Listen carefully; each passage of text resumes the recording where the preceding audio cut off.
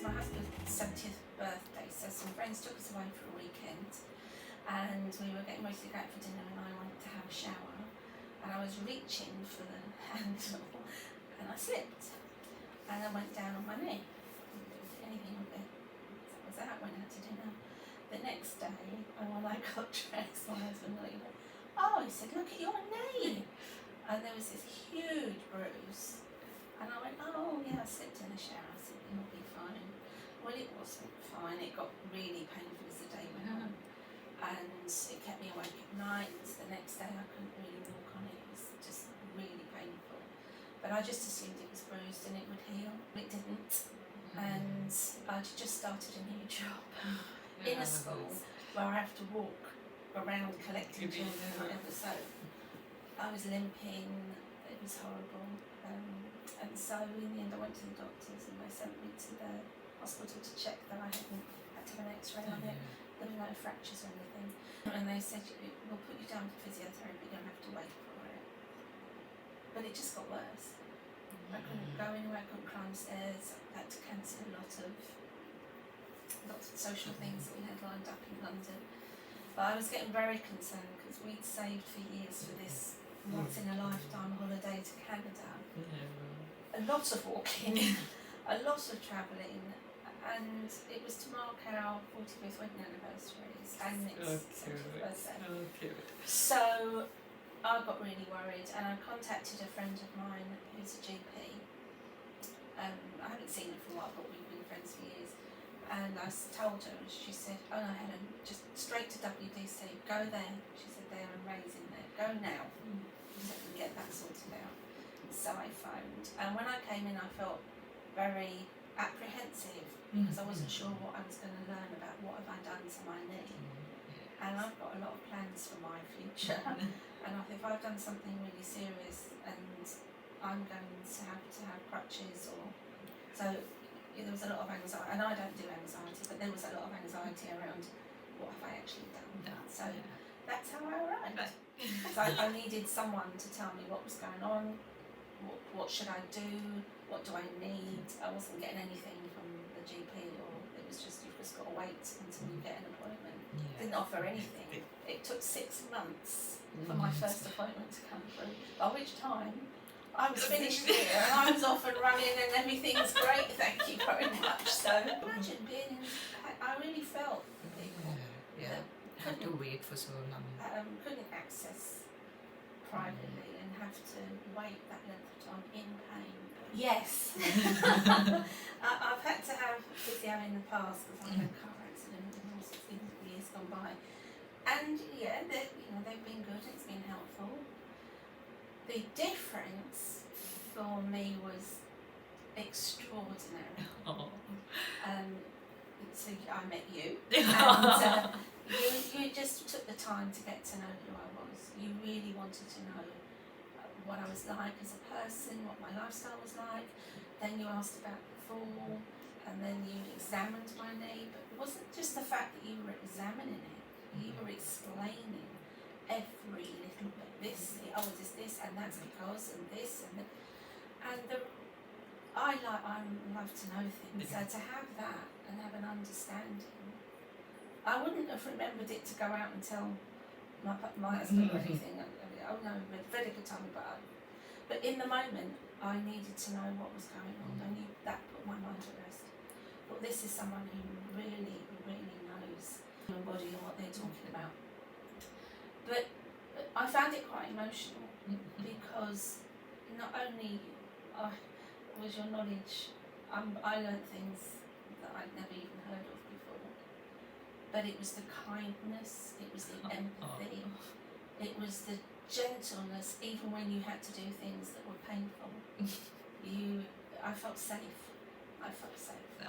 That's the difference. And I felt you genuinely cared about me as a person. I'm going to get emotional. That's the difference. It was so sweet.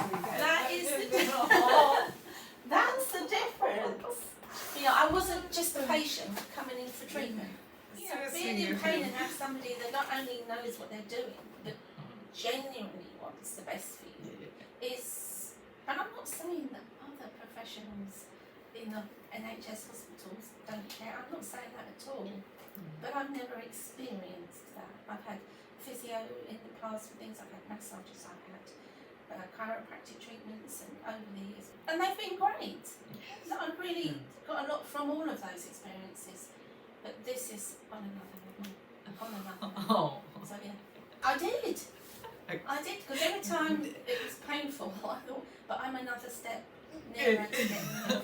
The other thing I think was absolutely critical is that app that you have, and then all the exercises, you don't have to try and remember them. You're not given a sheet just with diagrams on it. You have an actual person doing the exercises that you can check in that you're doing them right. And because everything's been explained to you, this is why you need to do this, we have to build this up here, and because if we don't do that, this, having all that knowledge, then when you're doing the exercises, and at first they are quite painful to do, but the more you do them, and you start to, oh, it didn't hurt as much, and oh, I can do that now, and yeah, and I could check in if I forgot. It's a long flight, and I was really worried about being sat for that length of time with my knee, thinking, how will I manage if I've got to get up and move around, or, but by the time I went to Canada, it was a little bit painful, but I had a lot of flexibility. I was able to, it was quite a long walk, you have to walk miles to get onto your plane, so I did all that walking, and I kept beaming up at my husband saying, I can walk, I can do this, I can climb the stairs, so the whole trip, and Canada is the most extraordinary country, and we did a huge amount of walking and exploring and trips and on and off coaches and climbing like these rope ladders that you go across ravines, and I could do all of that. I didn't have to say I've got to stop now, because before I had the treatment I could walk for a bit, then I'd have to sit and put ice on it, and I didn't have to do anything.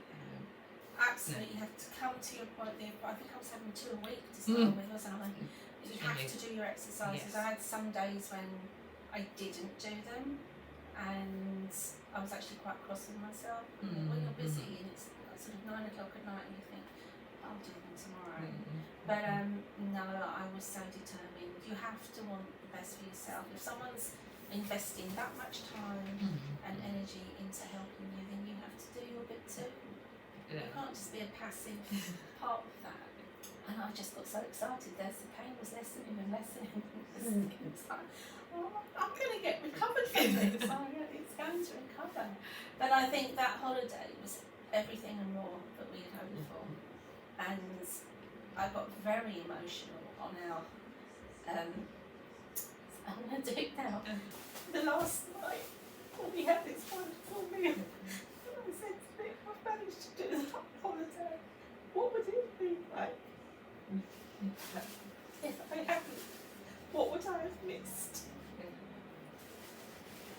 So grateful. Oh. And I tell people this all the time if I have conversations with anyone about health issues. Don't put it off. Any of it. The minute you think something's not right, get it checked out. The minute you go and get the treatment. I've given out more WDC cards to people. Try these people. You are our ambassador, truly. This is something that can be fixed. Yes. I'll never, and I think, like I said to you, I'm a great believer in trying to sort yourself out, do things the best you can and all the rest of it, but sometimes you have to relinquish that into the hands of a professional, but that leaves you vulnerable.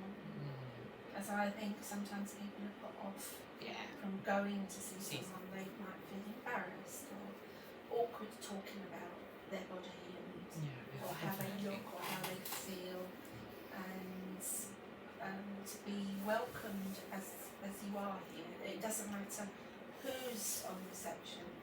All the ladies here are wonderful. Big smile, but not over the top, not gushing.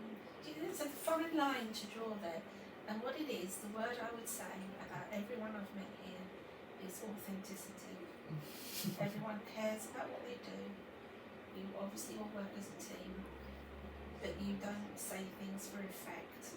you don't give false hopes, or you're grounded in your professionalism, in your skills, in your knowledge, in your desire to help people recover from whatever they've had. And that authenticity builds trust. And then when you really trust someone and you're lying there in pain, feeling vulnerable, worried and frightened about your future, you can almost take a deep breath and go, okay, off you go. Whatever it is you're having done, I trust you 100%. How rare is that? Because when you're in pain, real pain, you've lost a sense of who you are. And in some respects, I think you kind of become quite childlike. You want someone to nurture you, to take care of you, to make you feel better. Even if in the time it's just a hug. Yeah. I mean, how many places do you go to where you can get a hug if you need one? Yes. Yeah. And I think the other thing that I absolutely loved and was very excited about, and I have the picture up on my fridge at home, is at the end when you get your certificate and you get to go on the wall, that wall of success. And when I walked in on my first appointment and I saw that, I was like, wow, what's all this? And then I think it was Rosie who was there at the time when she explained it, and I went, wow, all these people.